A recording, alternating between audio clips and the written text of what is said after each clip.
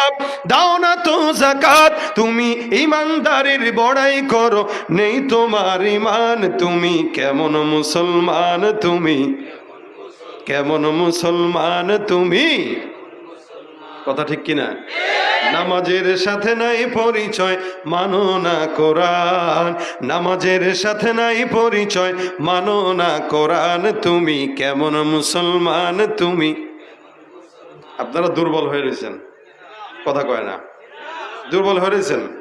আচ্ছা বলেন তো, যুদ্ধের ময়দানে জয়লাভের জন্য কি হাজার মুজাহিদ দরকার? দরকার না। ইমানওয়ালা জোশওয়ালা 313 জন হইলেই যথেষ্ট, কথা বলে না। যুবক কারা কারা একটু হাতটা তুলেন? মাশাআল্লাহ। মুরব্বীরা সব বুড়া, কিন্তু কিছু কিছু মুরব্বী হাত তুলছে, হাত নামান। ওই যে কাকায় হাত তুলছে সাদা দাড়িওয়ালা, এটা গুড, এটা ভালো জিনিস। দ্বীনের জন্য একজন 80 বছরের বৃদ্ধ পর্যন্ত যুবক হয়ে চাওয়া চাই, কথা বলে না কেন? দ্বীনের জন্য 80 বছরের মুরব্বী পর্যন্ত কি হওয়া চাই? যুবক হওয়া চাই। যদি 80 বছরের মুরব্বী যুবক হতে পারে, ওই মুরব্বীকে দিয়া দ্বীনের বিজয় অর্জন করা সম্ভব। আর কোন যুবক যদি 25 বছর হওয়ার পরেও সে যুদ্ধের ময়দানে কোনো কাজে না লাগে, ওকে চুরি পরায় ঘরে পাঠায় দেন, ওর মতো যুবক দরকার নাই, কথা ঠিক কিনা? তো যুবক তো সবাই আমরা। নারায়ে তাকবীর, নারায়ে তাকবীর। আল্লাহ দ্বীনের জন্য কবুল করুক, বলেন আমিন। ইমানের জন্য কবুল করুক, বলেন আমিন। আমাদের এই আওয়াজ যদি থাকে, ইনশাআল্লাহ বাংলাদেশে এই নতুন করে কোনো প্রকার সন্ত্রাস, কোনো প্রকার চাঁদাবাজ, কোনো প্রকার দুর্নীতিবাজ, কোনো প্রকার নাস্তিক্যবাদী মাথা চারা দিয়ে ওঠার কোনো সুযোগ নাই, কোনো সুযোগ নেই। খালি যদি ইমানটা এরকম থাকে, খালি যদি ইমানটা এরকম থাকে। এই জন্য আওয়াজ, মানুষের সংখ্যা কম হোক, শক্তি কম থাকুক, কিন্তু দিলের ইমান যেটা, এটা তাজা থাকা লাগবে। দিলের ইমান তাজা যদি থাকে, বেশি লোক দরকার নাই, 10 জন হইলেই এলাকার ভিতরে বিপ্লব ঘটানো সম্ভব, কথা ঠিক না? ভাই আমার, আমাদের দেশের মসজিদগুলোতে লোক কম, বাজারে লোক বেশি। তাও বাজারে নারী বেশি পুরুষের চাইতে, নাকি পুরুষ বেশি? এমন অবস্থা, এখন আমরা বাজারে যাইতে গেলেও চিন্তা করি, আরে যাব কি যাব না, কারণ মহিলাই তো বেশি। এজন্য অনেকে এখন আর বাজারে যাওয়া বন্ধ করে দিছে, বউরেই পাঠায়, যাও তোমরাই যাও, যে জায়গায় তোমরাই বেশি তোমরাই থাকো। এই হলো হাল। অথচ আল্লাহর কাছে পছন্দের জায়গা মসজিদ, খারাপ জায়গা বাজার। কিন্তু বাজারে গেলেও ইবাদত হয় কখনো কখনো। কিভাবে? নবী করিম সাল্লাল্লাহু আলাইহি ওয়াসাল্লাম বলেছেন, কাজ যদি 2 তরিকায় হয়। কয় তরিকায় বলেন না? 1 নম্বর, কেউ যদি যে কোনো কাজ আল্লাহ পাকের রেজামন্দি মোতাবেক করে। 2 নম্বর, নবী করিম সাল্লাল্লাহু আলাইহি ওয়াসাল্লামের সুন্নাহ মোতাবেক করে। এই 2 তরিকায় যে কোনো কাজ, ওটা ইবাদত। সুবহানাল্লাহ কয় না? এটা কি? আচ্ছা বলেন, বাথরুম যাওয়া কিভাবে হবে, এটা রাসূল শিখাইছেন কি শিখান নাই? নবী শিখাইছেন। নবী শিখাইছেন বাথরুমে কেমনে যেতে হবে। নবী করিম বলেন, তোমরা বাথরুমে ঢোকার আগে দোয়া পড়ো, আবার বের হওয়ার সময় দোয়া পড়ো। তাহলে বাথরুমে যতক্ষণ থাকবা ততক্ষণই তোমার সওয়াবে আল্লাহ পাক রব্বুল আলামিন আমলনামায় লেখা শুরু করবেন। বাথরুমে যাওয়াটা ইবাদত। বাজারে যাচ্ছ, নিয়ত করো যে আমি বাজারে কেন যাব, যে আমি আজকে বাজারে যাব, বাজার করব, যতজন মানুষকে দেখবো সালামও দেবো। সুবহানাল্লাহ, ইবাদত হয়ে যাবে। এক সাহাবী ছিলেন, সাহাবা একরামদের এরকম আমল ছিল, এরা খালি বাজারে যাইতেন। এক সাহাবী এরকম বাজারে যাইতেন, তা একজন জিজ্ঞাসা করতেছে, খাদেম জিজ্ঞাসা করতেছে, আপনি খালি বাজারে যান, অথচ আল্লাহর কাছে পছন্দনীয় জায়গা মসজিদ, খারাপ জায়গা বাজার, তা তুই বাজারে খালি দৌড় দেন কেন? আমি বাজারে যাই কেন জানো? বলে কেন? আমি বাজারে যাই হলো লোক গণনা করে সালাম দেওয়ার জন্য, কারণ আমাদের সমাজে রাস্তাঘাটের চাইতে বাজারেই মানুষ বেশি। সাহাবীর কথা বলতেছে। তা আমি বাজারে যাই এই নিয়তে যে আমি বাজারে যাকে দেখি তাকেই সালাম দেই, যাকে দেখি তাকেই সালাম দেই, যাতে করে আমার প্রত্যেকটা সালামের বরকতে আল্লাহ পাক আমাকে সওয়াব লেখে এবং আমার অহংকার যেন দিলের ভিতরে দমে যায়। সুবহানাল্লাহ। দেখেন এই সাহাবী বাজারে যায় কেন? সালাম দিতে। এই হলো হাল। তাহলে ও তার বাজারে যাওয়াটাও কি ইবাদত? তার বাজারে যাওয়াটাও ইবাদত। একটা মানুষ বাথরুমে যাবে ইবাদত, বাজারে যাবে ইবাদত। খানা খাবে ইবাদত, বিবির সঙ্গে রাত্রিবেলা প্রেমের আলাপ করবে, সেটাও ইবাদত। সুবহানাল্লাহ কয় না? আপনারা কথা বুঝেন না মনে হয়। বিবি আছে কার কার? সবারই আছে, আমারও তো আছে। কার কার আছে দেখি না, হাত তুলেন। একটা আছে না? একটা তো আছে, আচ্ছা নামান। এই যে বিবি আছে, যাদের নাই আল্লাহ এদেরকে দেখ। বয়স তো হওয়া লাগবে, বয়স না হইলে পোলাপান যদি কয় আমিন, তা তো মুশকিল। অবশ্যই এখন পোলাপানেরও দরকার। কেন দেখেন না, 13-14 বছরের পোলাপান পর্যন্ত জেনায় লিপ্ত হয়ে যায়। আমাদের দেশে বিবাহটা কঠিন, জেনাটা সহজ। অথচ ইসলামে বিবাহ সহজ, জেনা কঠিন। কথা বুঝেন নাই? ইসলামে বিবাহ কি সহজ, জেনা কি কঠিন। আমাদের দেশে ব্যভিচার সহজ, বিবাহ কঠিন। এজন্য জেনা বাড়তেছে। তো বিয়ে করেছেন, রাত্রেবেলা বিবির সঙ্গে বসে বারান্দায় চাঁদ দেখবেন, আর চাঁদের দিকে তাকায় তাকায় বলবেন, আরে ও আকাশের চাঁদ কি আর তেমন সুন্দর, আল্লাহ পাক আমার চাঁদের চাইতেও তোমারও সুন্দর বানাইছে। কারে বলবেন এটা? বিবিকে বলবেন। বিবেকে যদি মহাব্বতে এই কথাটা বলতে পারেন, আল্লাহর কসম এই কথাটা আপনার ইবাদত হবে, নফল ইবাদতের সওয়াব হবে। আপনি বিশ্বাস করলেন না? অনেক এক বুজুর্গ ছিলেন, তিনি বলতেন যে আমার কাছে সারা রাত জেগে নফল ইবাদত করার চাইতে বিবির সাথে হাসি মজা করা, এই ইবাদত কামানোটা অনেক বেশি পছন্দের। কারণ সারা রাত নামাজ পড়া, নফল পড়া, তেলাওয়াত করা এটা কষ্ট, কিন্তু বিবির সাথে হাসি মজা করা, গল্প করা, আদর আপ্যায়ন করা এটা আরাম। এই আরামেও আছে আবার সওয়াবেও আছে। সুবহানাল্লাহ, আরামও আছে, সওয়াবও আছে। এজন্য রাত্রিবেলা কখনো কখনো বিবির সাথে বলবেন, তুমি তো চাঁদের চেয়েও সুন্দর, কালা হোক না। এই কালো বিবিটাকে যখন বলবেন চাঁদের চেয়ে সুন্দর, দেখবেন আপ্যায়ন বাড়বে না কমবে? বাড়বে না কমবে? কারণ আপনার কাছে নিজের ঘরের বউ শত সুন্দর, এটার ভালো লাগে না, পাশের বাড়ির ভাবিরে ঠিকই ভালো লাগে। যার কারণে মেসেজ দিতে ভুল করে না, ভাবি আসসালামু আলাইকুম, কেমন আছেন? আরে আল্লাহ, ভাবি, আমার ভাবি। আরে ভাবি, ভাই ভাবির সাথে এত কি? কার মিয়া, ভাবি আমার এটা মায়ের মতো। কি কন ধর, আমার কি মন এত নোংরা নাকি?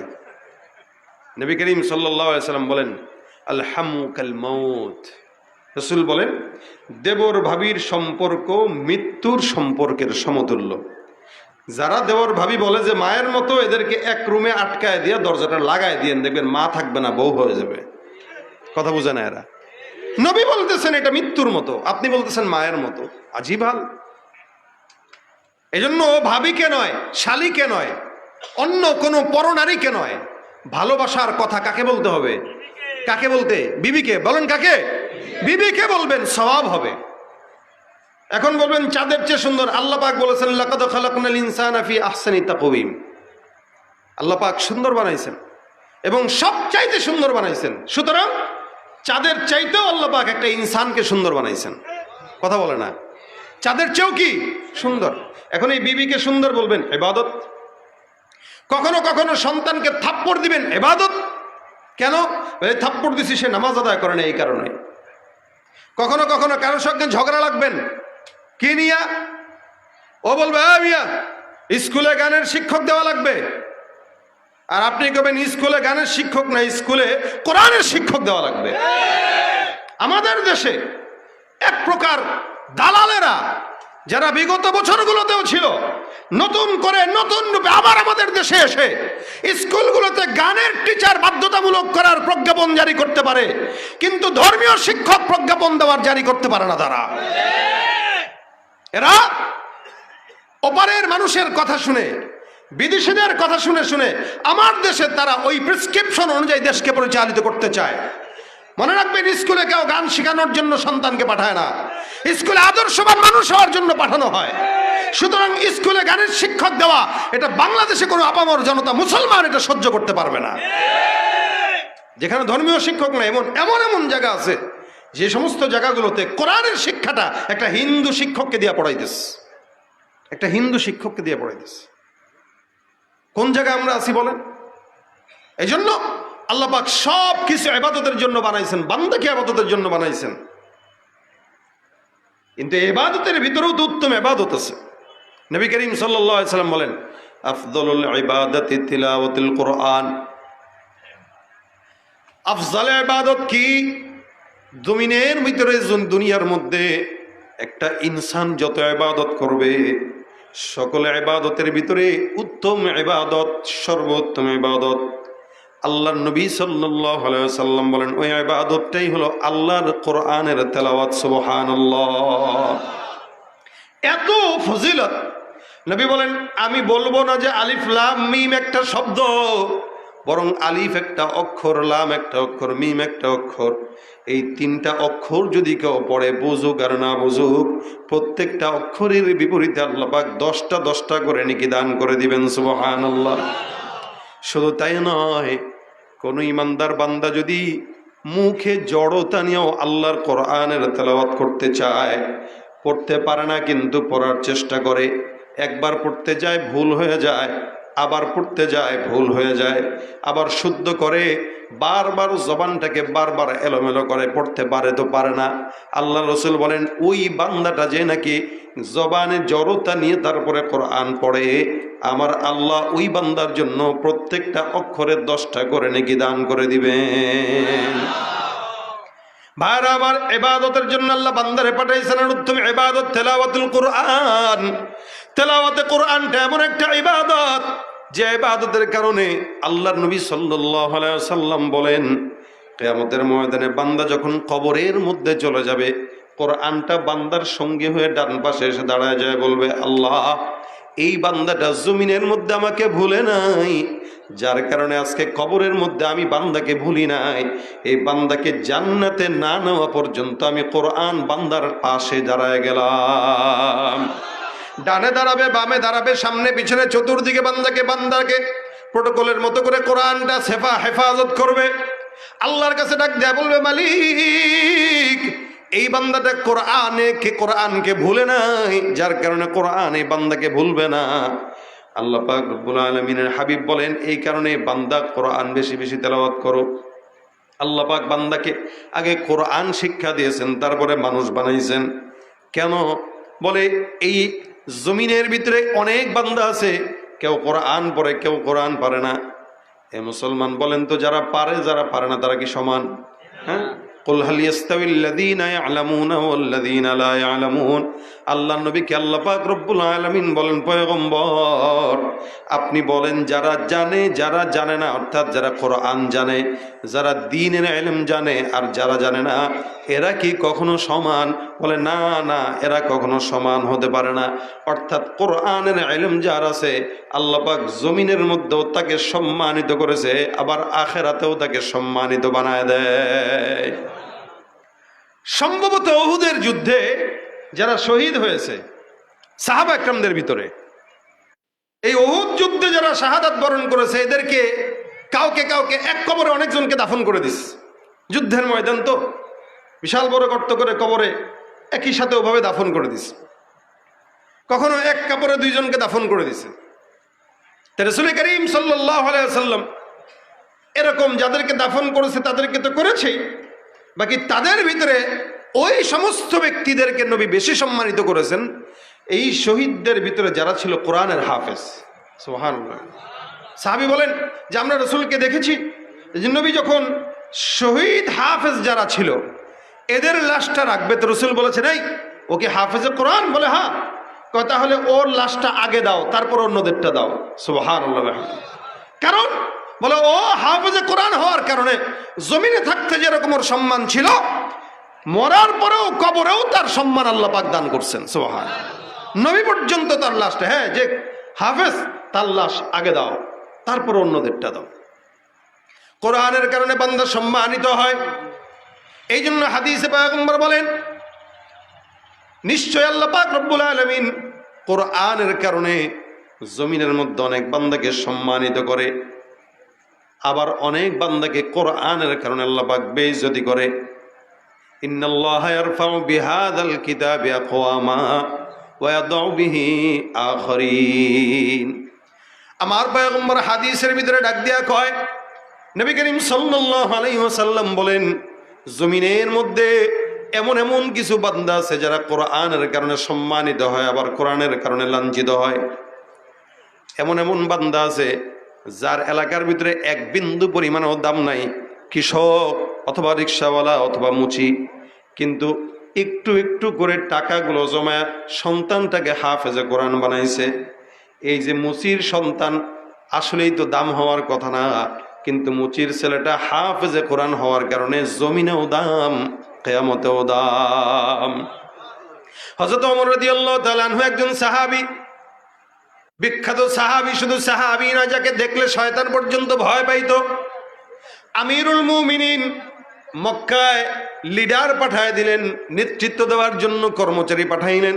হযরত নাফে রাদিয়াল্লাহু তাআলা আনহু, খুব বুঝবেন, নাফে রাদিয়াল্লাহু তাআলা আনহুকে আল্লাহর নবী সাল্লাল্লাহু আলাইহি ওয়াসাল্লামের সাহাবী ওমর মক্কা, তায়েফ এই সমস্ত এলাকার কর্মচারী পাঠায় দিয়েছেন, যাও এই সমস্ত এলাকা দায়িত্ব তোমার কাছে দিলাম, এগুলো তুমি কন্ট্রোল করবা। এই কন্ট্রোল করতে যায় আপডেট জানানোর জন্য প্রতিমধ্যে একটা জায়গায় হযরত আমিরুল মুমিনের সঙ্গে সাহাবী নাফে রাদিয়াল্লাহু তাআলা আনহু দেখা করার জন্য গেলেন। বহুদূর ওমর ডাক দিয়া কয়, তুমি যে আমার সঙ্গে দেখা করতে আসছো, তোমার অবর্তমানে কাকে দায়িত্ব দিয়ে আসছো বলো। অর্থাৎ এলাকার প্রতিনিধি চলে গেছে, মনে করেন অনেক দিনের জন্য। এতদিনের জন্য যে তুমি গেলা, তুমি কাকে রেখে গেলা? ওই জায়গায় দায়িত্বটা কাকে দিয়ে আসলা? মক্কার তায়েফে কাকে দায়িত্ব দিয়ে আসলা বলো। নাফে রাদিয়াল্লাহু তাআলা আনহু বলতেছেন, খুব বুঝবেন, নাফে রাদিয়াল্লাহু তাআলা আনহু বলতেছেন, আমিরুল মুমিনিন, আপনি আমার উপরে যেই দায়িত্ব দিয়েছেন, এই দায়িত্বটা আমি আপাতত আমার বর্তমানে আমাদের একজনকে দিয়েছি, তার নাম অমুক। এবার আমিরুল মুমিনিন বলে, অমুককে তো চিনলাম না। হযরত নাফে বলেন, চিনবেন কিভাবে? আমাদের যত গোলাম আছে, এই গোলামদের মধ্যেও সে একটা গোলাম, তাকে আমি আজাদ করে দিয়েছি। সুবহানাল্লাহ।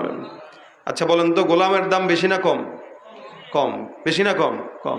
কারণ এই গোলাম আগে মক্কায় কেনা হইতো, টাকা দিয়ে গোলাম কেনা হইতো। গোলাম আজাদ করতো মানুষ, তখন সে স্বাধীন। গোলাম একটা, তাকে আজাদ করা হয়েছে, এরকম গোলামের কাছে মক্কা আর তায়েফের দায়িত্ব অর্পণ করে আমিরুল মুমিনের সাথে দেখা করতে গেছে। আমিরুল মুমিনিন ডাক দেয়া, কাহারে, সামান্য একজন গোলামের কাছে মক্কা আর তায়েফের দায়িত্ব অর্পণ করে আসলা, এটা কি তুমি ভালো করেছো? আমিরুল মুমিনিন যখন প্রশ্ন করলেন নাফেকে, নাফে ডাক দেয়া কয়, এ আমিরুল মুমিনিন, যদিও সে একজন গোলাম, কিন্তু আমাদের মধ্যে এই গোলামটাই আল্লাহর কোরআনের সবচাইতে বেশি ইলম রাখে। সুবহানাল্লাহ বিহামদি। যদিও সে গোলাম, কিন্তু কোরআনের জ্ঞান তার কি কম না বেশি? অনেক বেশি। আমাদের ভিতরে এই লোকটার জ্ঞান অনেক বেশি, যার কারণে আমি তাকে ওই জায়গার দায়িত্ব অর্পণ করে আসলাম। হযরত আমিরুল মুমিনিন ওমর ডাক দেয়া কয়, ইন্নাল্লাহ, আরে পয়গম্বর মুহাম্মদুর রাসূলুল্লাহ সাল্লাল্লাহু আলাইহি ওয়াসাল্লামের কথাই তো সত্য।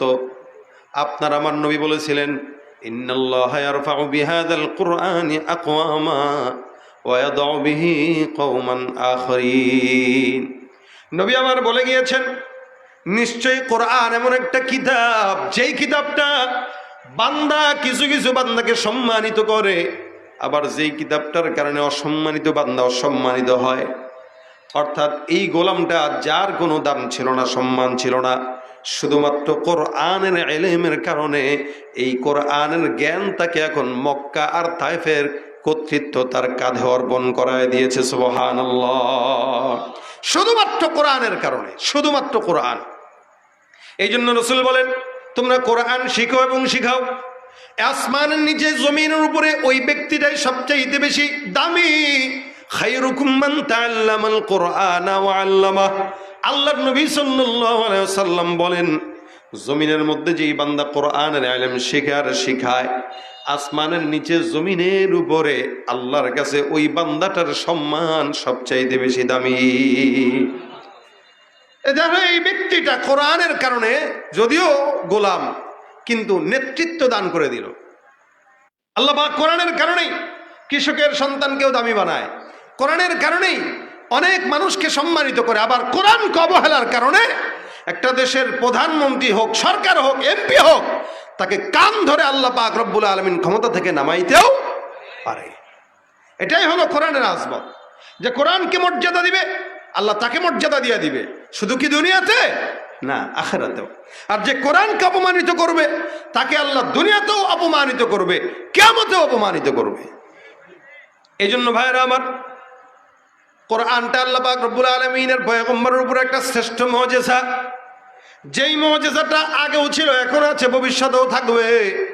কোরআনের অন্যতম মুজিজা হলো কিয়ামত পর্যন্ত এই কোরআনটা টিকে থাকবে। একটা আয়াত, অক্ষর, নোক্তা, জবর, জের পর্যন্ত কেউ পরিবর্তন করার ক্ষমতা নাই। কারণ কোরআনের দায়িত্ব স্বয়ং আমার আল্লাহ রব্বুল আলামিন নিজের কাঁধে নিয়েছেন। সুবহানাল্লাহ। যা যা আল্লাহ কিতাব দিয়েছেন, আদম পয়গম্বর থেকে শুরু করে ঈসা পর্যন্ত সব নবীদেরকে আমার আল্লাহ কিতাব দিয়েছেন। মুসা নবীকে আল্লাহ কিতাব দিলেন, ঈসাকেও দিলেন, দাউদকেও দিলেন। সব নবী যাদেরকে আল্লাহ পাক রব্বুল আলামিন কোরআন কিতাব দান করলেন, আল্লাহ পাক এদেরকে বই আকারে কিতাবগুলো ধরায় দিয়েছেন। নাও, এটা তোমার জন্য, এটা তোমার জন্য, এটার দায়িত্ব আমার নয়, এটা তুমি নিজে আমল করবা, উম্মতকে আমলের জন্য দিবা। এটা যতদিন তুমি থাকবা ততদিন আমল চলবে, তুমি নাই, আমলও নাই। যার কারণে তাওরাত এখন আসল নাকি নকল? তাওরাতে যা আছে সব এলোমেলো, সব এলোমেলো। ইনজিলে যা আছে সব এলোমেলো, জবুরে যা আছে সব এলোমেলো। আসমানি গ্রন্থ একটাও ঠিকঠাক নাই। স্বার্থবাদীরা স্বার্থ অনুযায়ী তাদের কিতাবগুলোকে পরিবর্তন করে নিজেদের স্বার্থ হাসিল করছে। কিন্তু আমার আল্লাহ পাক মুসা পয়গম্বরকেও কিতাব ধরাইলেন, ঈসাকেও ধরাইলেন, দাউদকেও ধরাইলেন। মুহাম্মদুর রাসূলুল্লাহ সাল্লাল্লাহু আলাইহি ওয়াসাল্লামকে আল্লাহ পাক যখন কিতাব দান করলেন, আমার আল্লাহ আল্লাহর নবীকে যখন কিতাব দিলেন, একবারে কিতাব দেন নাই, একটা একটা আয়াত করে নবীর সিনার ভিতরে আমার আল্লাহ কোরআনটাকে একদম বসায় দিলেন। কোরআনটাকে আমার আল্লাহ বসায় তো দিয়েছেন, শুধু তাই নয়, আল্লাহ পাক রব্বুল আলামিন এই কথাও উল্লেখ করে দিয়েছেন, ইন্না নাহনু নাযালনা যিকরা ওয়া ইন্না লাহু লাহাফিজুন। এই কিতাবটা আমি আল্লাহ দান করলাম, এটার হেফাজতের দায়িত্বও কার? মা হুয়া শিফা অনুনাজ্জিল মা হুয়া শিফা ওয়া রাহমাতুল লিল মুমিনিন ওয়া লা ইয়াজিদুজ জালিমিনা ইল্লা খাসারা। আল্লাহ পাক রব্বুল আলামিন কোরআনটাকে শুধু বান্দার হেদায়েতের রাস্তা বানাইছেন তাই নয়, বান্দার যত অসুস্থতা থাকুক না কেন, আমার আল্লাহ পাক প্রত্যেকটা অসুস্থতার রোগের ঔষধ হিসাবে এই কোরআনটাকেও আল্লাহ পাক নাজিল করেছেন। ভাই, ইয়াকিন করবেন তা আল্লাহ পাক আপনার ইয়াকিন অনুযায়ী আপনার উপরে ওনার কর্ম হাসিল করায় দিবে। এজন্য আল্লাহ পাক হাদিসে বলেন, হাদিসে কুদসিতে, আনা ইনদা যন্নি আবদি বি, বান্দা আমার উপরে যতটুকু ধারণা রাখবে আমি ততটুকু দিব। আপনি যদি ধারণা রাখেন যে আমি আল্লাহ দ্বীনের পথে চলবো, তুমি সাহায্য করো, আল্লাহ ভরসা আছে যে আমি যদি চলতে চাই আল্লাহ সাহায্য করবে, আমার বিশ্বাস। খালি ইয়াকিন করেন আর শুরু করেন, আল্লাহ সহজ করে দিবে। আপনি যদি মনে করেন আমি এটা করবো, ওইটা করবো, এই করবো, আল্লাহ মনে হয় আমার সাহায্য করবো, আমি নেমে যাই, আল্লাহ আপনাকে অবশ্যই সাহায্য করবে। আর আপনি যদি মনে করেন না আরে করবো যে পারবো না, মনে হয় আল্লাহ আমার মতো মানুষকে আর সাহায্য করবে, ভাই আল্লাহ যেমন একজন আলেমের জন্য, আল্লাহ তেমন আপনার মতো গুনাহগারের জন্য।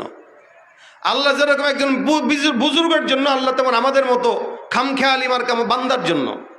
কিন্তু আল্লাহ বলেছেন, বান্দা আমার প্রতি ধারণা যতটুকু রাখবা আমি ততটুকু দেব। এই জন্য কেউ যদি আল্লাহর দিকে 1 হাত আগায় তা আল্লাহ তার দিকে 2 হাত আগায় যায়। সুবহানাল্লাহ। কেউ 1 বিঘা আগায় তো আল্লাহ তার দিকে 1 হাত আগায় যায়। কেউ হেঁটে হেঁটে আগায় তো আমার আল্লাহ পাক তার দিকে দৌড়ায় দৌড়ায় আগায় যায়। সুবহানাল্লাহ। আরো জোরে বলেন সুবহানাল্লাহ।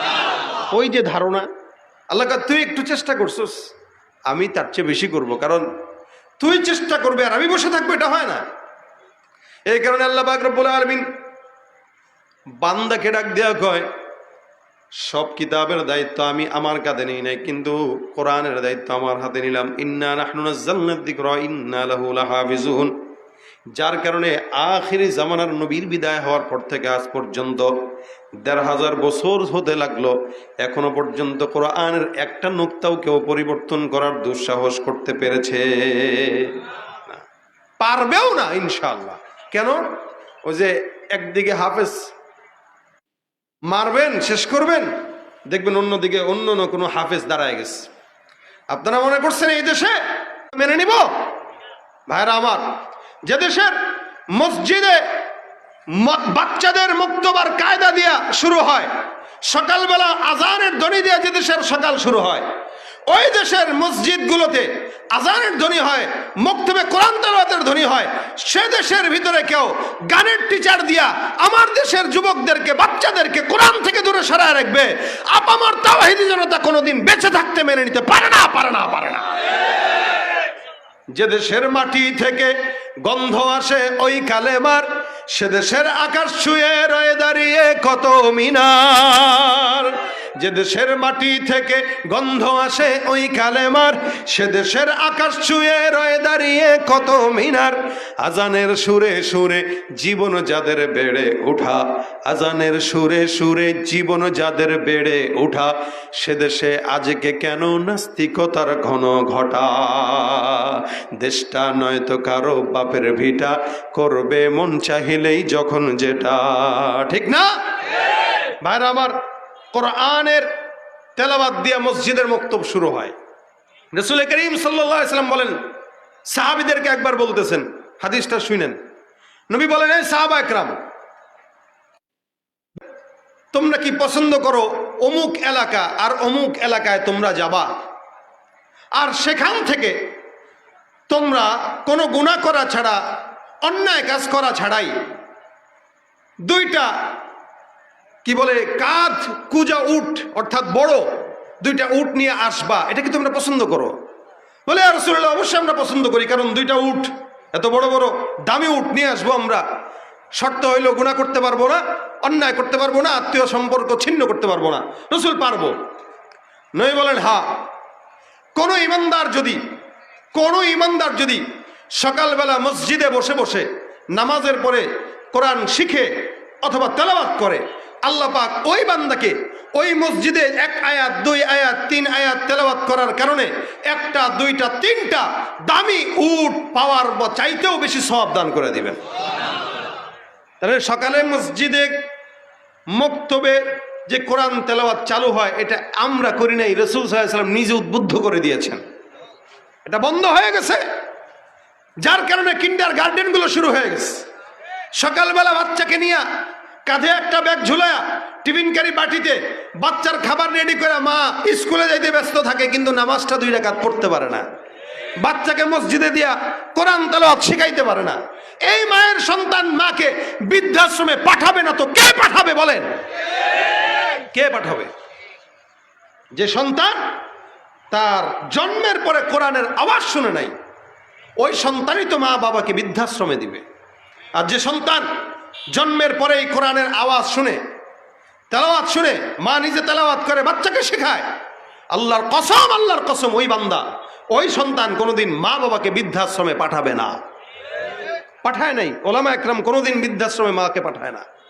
আপনারা কেউ দেখাতে পারবেন না, কিন্তু অসংখ্য ডাক্তার, ইঞ্জিনিয়ার, বড় বড় শিক্ষিত, অভাব নেই যারা মা বাবাকে ভালো রাখতে পারে না। নিজের বিশাল 5000 স্কয়ার ফিটের ফ্ল্যাটে একটা রুম মায়ের জন্য জুটে না, কিন্তু সন্তানের পিছনে লক্ষ টাকা খরচ করে এরে মানুষ বানাইছে। প্রকৃতপক্ষে সে মানুষ হয় নাই, অমানুষের চাইতেও খারাপ হয়েছে।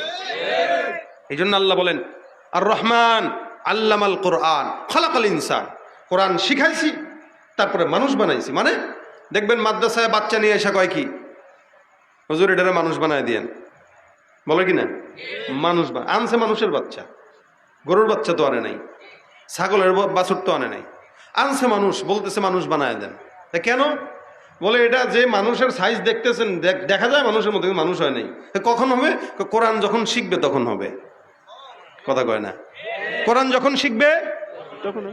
আল্লামাল কোরআন খালাকাল ইনসান, আগে যে কোরআন শিখবে আল্লাহ তাকে মানুষ বানায় দিবে।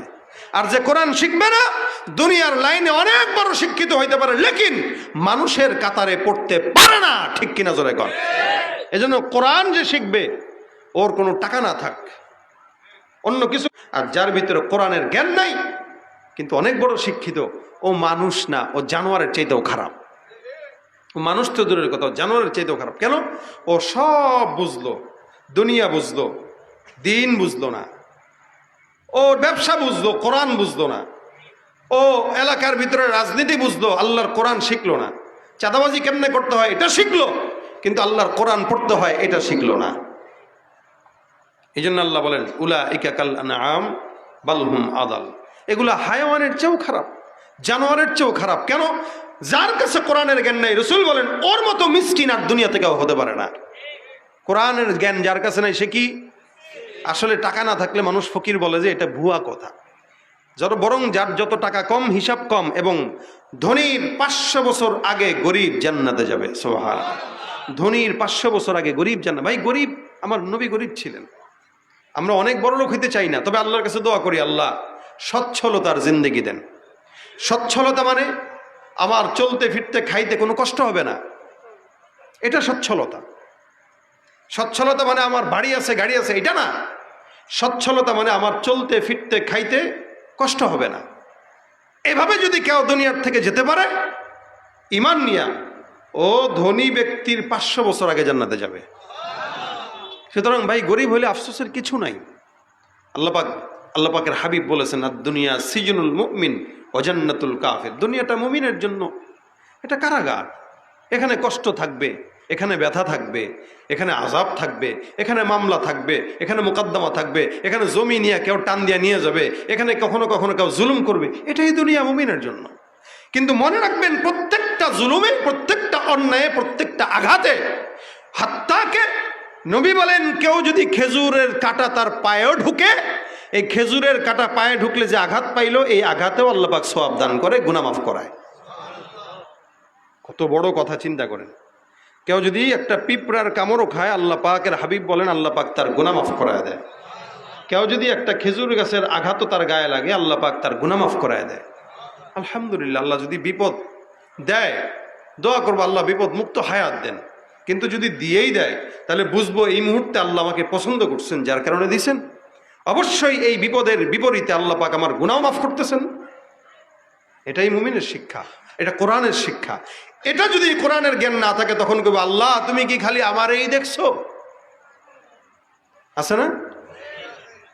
আল্লাহর এই বদদুয়া, আল্লাহ তুমি খালি আমারই দেখছো, অমুকে এই করছে, অমুকের বলা বিদেশ যায়, কত কিছু করছে, আমার বলা কিচ্ছু বললো না। আল্লাহ আমার কপালে বুঝে এই ছিল, আল্লাহর গালি দেওয়া শুরু করে। ওই যে দিনের জ্ঞান নাই, মিসকিন। ওর মতো ফকির আর কে হতে পারে, ওর মতো মিসকিন কে হতে পারে যার ভিতরে কোরআনের ইলম নাই, জ্ঞান নাই। এজন্য ভাইরা আমার, কোরআনের ইলম আর কোরআনের জ্ঞান সবচাইতে দামি জিনিস। এটার মতো দামি জিনিস আর কারো নাই। এটার সম্পদ যার ভিতরে আছে ও উভয় জগতেই কামিয়াবি। এটার সম্পদ যার ভিতরে নাই ও উভয় জগতেই মিসকিন আর ফকিন্নি। কথা কয় না? কিসে? ফকিন্নি, ফকিন্নি। এ কারণে প্রত্যেক দিন অন্তত কোরআন শিখেন, পড়তে পারেন কি না পারেন। কোরআনের একটা আয়াত পড়বা আর অমুক এলাকা থেকে 2টা উট নিয়ে আসার যতটুকু ফায়দা হইতো তার চেয়ে বেশি ফায়দা হবে একটা আয়াত কোরআন পড়লে। সুবহানাল্লাহ। সাহাবীরা কয় হুজুর আমাদের উট দরকার নাই, আমাদের উটের সমপরিমাণ সওয়াব হলেই দরকার, আর কিছু দরকার নেই। আর যে 2টা এলাকার নাম রাসূল বলছেন, ওই 2টা এলাকা, একটা মক্কা থেকে 70-80 কিলোমিটার, আর একটা 150 কিলোমিটার দূরে। তো নবী করিম সাল্লাল্লাহু আলাইহি ওয়াসাল্লাম বলেছেন, সুতরাং তোমরা মনে করতেছো ওখানে গেলে উট পাবো 2টা, যাই, তা উটের চাইতে তো আরো বেশি সওয়াব আল্লাহ দিচ্ছে। তুমি পাশের ঘরের মসজিদে, পাশের মসজিদে বসে বসে ইবাদত করো, তেলাওয়াত করো, এটাতে বেশি সওয়াব। তাহলে সকালবেলা যদি ফজরের নামাজ পড়েন মসজিদে বসা, অন্তত পড়তে পারেন কি না পারেন, একটা পৃষ্ঠা তেলাওয়াত করেন। আল্লাহ নবীর কথা যদি সত্য হয়, এক পৃষ্ঠায় যদি 15টা আয়াত থাকে তো আল্লাহ পাক 15টা উটের সওয়াবই হয়তো দিবে ইনশাআল্লাহ। অর্থাৎ 15টা উট পাইলে যতটুকু ফায়দা হইতো তার চেয়ে বেশি ফায়দা আল্লাহ দিচ্ছে, বেশি ফায়দা দিচ্ছে। এই জন্য রাসূল অন্য হাদিসে বলেন, দেখেন ভাই এটা আপনি চাইলেই পড়তে পারবেন না, আমি চাইলেই পড়তে পারবো না। আল্লাহ রাসূল বলেন মান ইউরিদিল্লাহু বিহি খায়রান ইউফাক্কিহু ফিদ্দীন। আল্লাহ পাকের হাবিব বলেন এটা আল্লাহ যার কল্যাণ চায়। আল্লাহ যদি কারো কল্যাণ চায়, কল্যাণ মানে আল্লাহ চাইতেছে যে আমাকে দুনিয়াতে সম্মান দিবে, আল্লাহ চাইতেছে আমাকে দুনিয়াতে টাকা দিবে, আল্লাহ চাইতেছে আমাকে দুনিয়াতে ইজ্জত দিবে, আল্লাহ চাইতেছে দুনিয়াতে আমাকে সুন্দর একটা নেককার বিবি দিবে, আল্লাহ চাইতেছে দুনিয়াতে আমাকে নেককার সন্তান দিবে, আল্লাহ চাইতেছে দুনিয়াতে আমার পাড়া প্রতিবেশী যারা থাকবে এরা নেককার থাকবে, আল্লাহ চাইতেছে দুনিয়াতে আমার এমন একটা বস থাকবে যে বুজুর্গ, আল্লাহ চাইতেছে দুনিয়াতে আমার এমন কর্মী থাকবে যে বুজুর্গ। এই যে সব কিছু বললাম এগুলো সব হইল কল্যাণ। এগুলো কি? এগুলো কি কল্যাণ? মাই ইউরিদিল্লাহু বিহি খায়রা, আল্লাহ যার কল্যাণ চায়। কল্যাণ মানেই টাকা না, কল্যাণ মানেই সম্পদ না, অর্থাৎ দুনিয়াতে যা কল্যাণ দরকার সব কল্যাণ আল্লাহ চায়।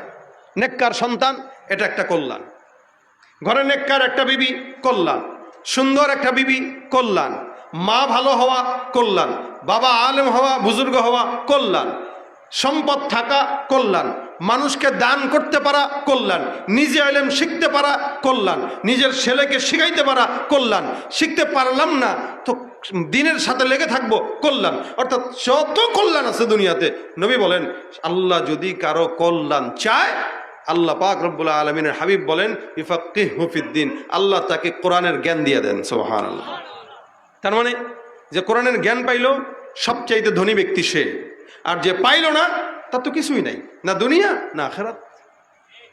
এই জন্য বাচ্চাকে স্কুলে পড়ান আপত্তি নাই, বাচ্চাকে কলেজে দেন আপত্তি নাই, কিন্তু তার আগে দ্বীনি মাদ্রাসাগুলোতে দেন, এই ইসলাহুল উম্মায় দেন, এখানে দিয়ে বাচ্চাটাকে কোরআন শেখান। অন্তত আল্লাহর কসম করে বলতে পারি আপনার বাচ্চাই আপনার জন্য দোয়া করবে, অন্য 5টা সন্তান আপনার জন্য দোয়া করবে না।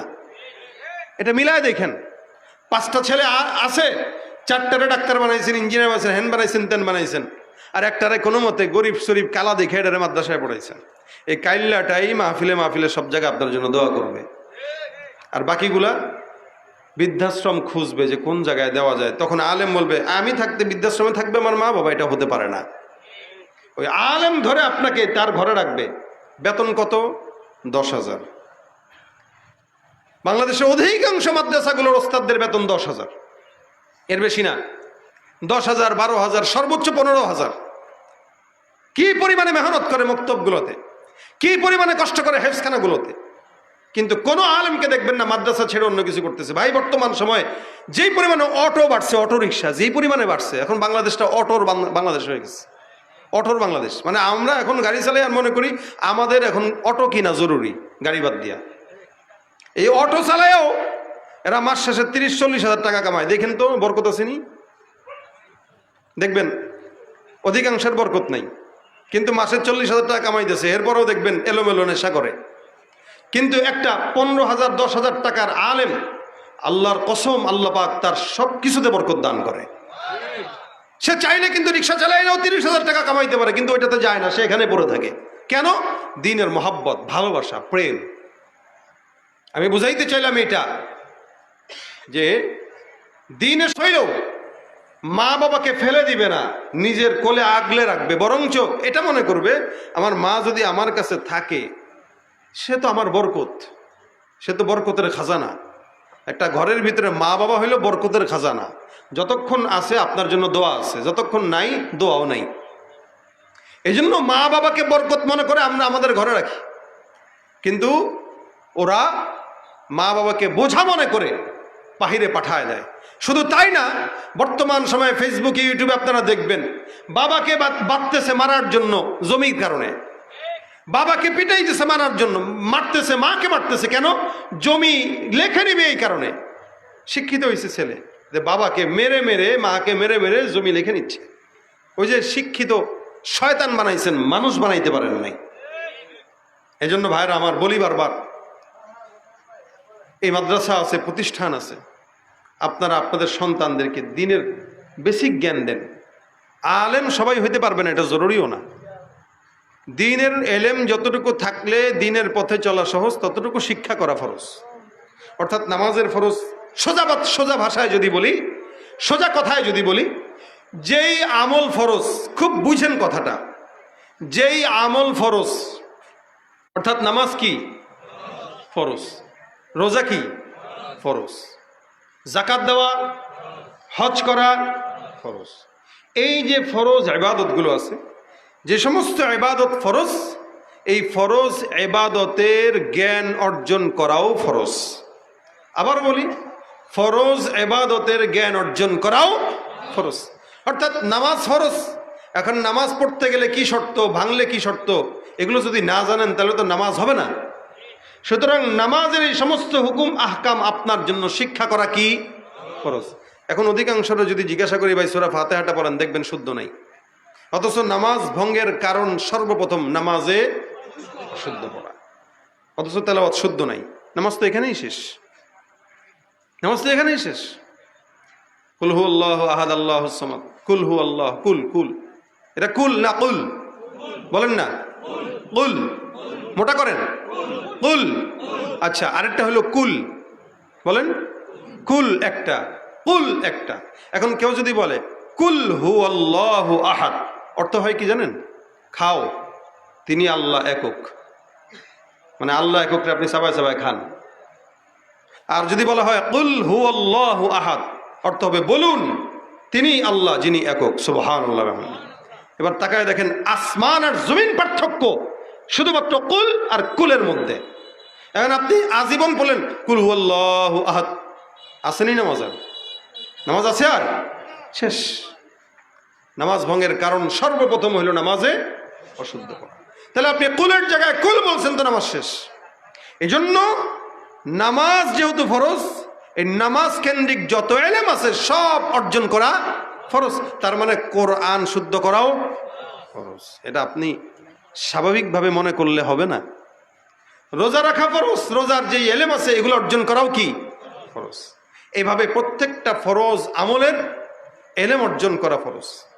ঠিক তেমনই ভাবে যে আমলটা নফল, এই নফল ইবাদতের আমল শিখাটাও, ইলম শিখাটাও নফল। সুন্নত ইবাদতের আমল ইলম শিখাটাও সুন্নত। এইভাবে যতটুকু বেসিক জ্ঞান না অর্জন করলে না, ততটুকু অর্জন করা ফরজ।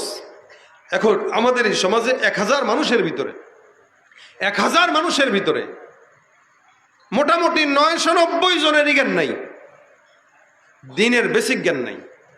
যার কারণেই প্রত্যেকটা জায়গায় আমরা এলোমেলো করে ফেলতেছি।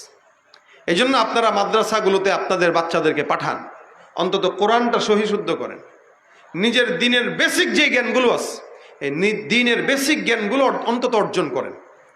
এখন অনলাইনের যুগ, ইউটিউব ফেসবুকের যুগ, আমরা ঘরে বসে সব কিছু শিখতে পারি, আপনার কোথাও যাওয়াও লাগতেছে না। অনলাইনে এরকম অসংখ্য পেজ আছে, কোর্স আছে, যারা এই মানুষকে অনলাইনের মাধ্যমে দিনের বেসিক জ্ঞানগুলো অর্জন করায় শিক্ষা দেয়। ফরজে আইন যে জ্ঞানগুলো আছে এগুলো আপনারা অনলাইনে ওলামা একরামদের মাধ্যমে শিখেন, আমরাও শিখাচ্ছি, আপনারা শিখেন। অন্তত আল্লাহর কাছে বলতে পারবেন, আল্লাহ আমরা তো শিখতে চাইছিলাম, চেষ্টা করছিলাম, পারি নাই, হায়াত শেষ হয়ে গেছে। জবাব তো দেওয়া যায়। ঘরে বসে আছেন, অফিস আদালত থেকে আসছেন, আইসা মোবাইল টিপতেছেন, ফেসবুক চালাইতেছেন, মুভি দেখতেছেন, ভাই আল্লাহকে 10টা মিনিট 1 ঘন্টা সময় দেন। অনলাইনে যেসব ওলামা একরামরা শিখায় এদের সাথে যুক্ত হন, যুক্ত হয়ে 1 ঘন্টা ক্লাস করেন, কোরআনটাকে শুদ্ধ করেন, মাসলা মাসাইল জানেন, হালাল কোনটা হারাম কোনটা জানেন, দিনের বেসিক ফরজে আইন যে জ্ঞানগুলো এগুলো শিখেন। এগুলো শিক্ষা করা ফরজ। হয়তো একটু সময় ব্যয় হবে, কিন্তু এই সময়টা আপনার জন্য নাজাতের উসিলা হবে। এই জন্য আমরা দোয়া করি আল্লাহ পাক যেন আমাদের সকলকে দ্বীনের সহি ইলম দান করে, সহি ইলম দান করে, গলত ইলম না। একা একা পড়লেন, আপনি মনে করবেন ওলামা একরামের কাছে শিখবো কেন, আমি তো একা বই পড়লেই পারি। আবার হুজুরদের কাছে যাব, শিখবো, টাকা দিব, সময় নষ্ট করব। হ্যাঁ ভাই, ওস্তাদ ছাড়া ছাত্র যদি মাতবরি করে ওই ছাত্র গাতায় পড়ে। ওস্তাদ ছাড়া শিখে যদি গাড়ি চালাইতে যান গাতায় পড়বেন। এই জন্য প্রত্যেকটা জায়গার ওস্তাদ আছে, ওস্তাদ ছাড়া কেউ বড় হইতে পারে না। এই জন্য একজন আলেমের তত্ত্বাবধানে থেকে দিন শিখেন, তাহলে আল্লাহ পাক সহি দিন শিখার তৌফিক দিবে। আল্লাহ পাক আমাদের সকলকে সহি দিন শিখার তৌফিক দান করবে। এই মাদ্রাসার জন্য আপনারা দোয়া করবেন, আল্লাহর সকল হাজত যেন আল্লাহ পাক পূরণ করে, এবং মাদ্রাসার যত কিছু আছে এই মাদ্রাসার সাথে সম্পৃক্ত যারা আছে আল্লাহ সকলকে যেন কবুল করে।